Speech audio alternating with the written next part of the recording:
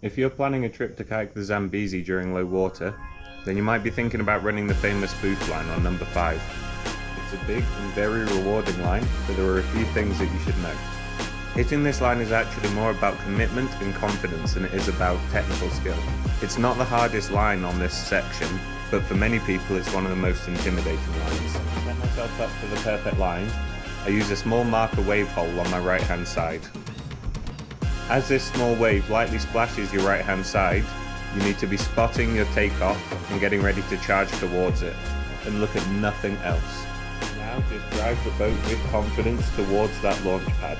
Get ready for one of the biggest boofs of your life, but don't worry, you can boof early or late and it all seems to work out.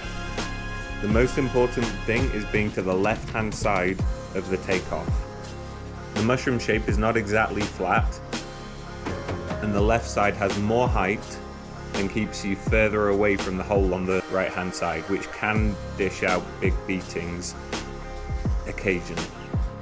When it's low enough to run the boof, but not the lowest levels that it can get, the landing on the right hand side does have a wave that takes you over to the right hand side and pulls you into the hole. I've tried this out as well and it is not a good time.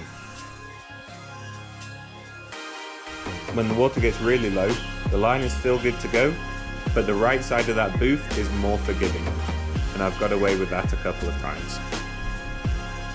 If you're in any doubt, then not only is the left side of the takeoff higher up, and therefore gives you the biggest launch potential off the pour over, but it's also completely fine to fall off that left hand side. I've seen a lot of people fall off the left side, and I've tried that myself, and that was absolutely fine. Everything except for that far right hole just near the pour over is a big friendly giant. Except far left, don't go far left.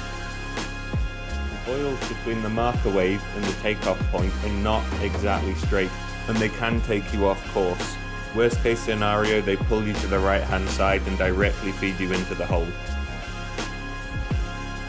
While there is a pattern, boils are always slightly unpredictable, and that's why I find the most important thing is just to line up at the marker wave properly, drive directly towards the takeoff point.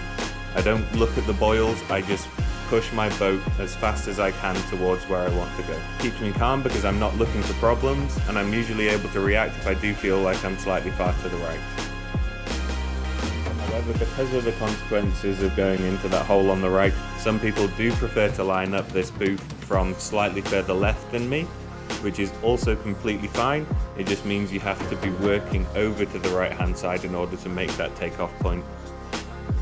But it keeps you on the safe side of the line if you don't quite make it. Over the past couple of seasons, I've watched a lot of people hit this line. For many of them, it's the biggest line they've ever run. And while I have seen a few people going into the hole, most people flush out straight away, and only a couple of us have had really hard times in there. And while you should always be prepared for the consequences that a rapid might have, if you approach this boof with confidence and commitment, the chances are that you're going to come away feeling really happy with it. For the top paddlers, there are some ridiculously big tricks to be thrown off this thing.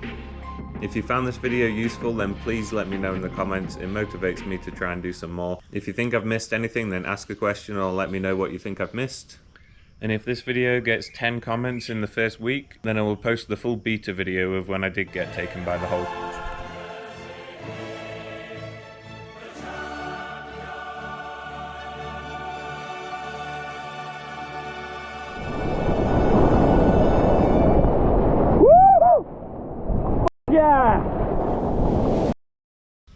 And please go to the Zambezi before the dam finally inevitably does get built, because this is one of the best pieces of whitewater in the world, and it is not as scary as a lot of people think it is.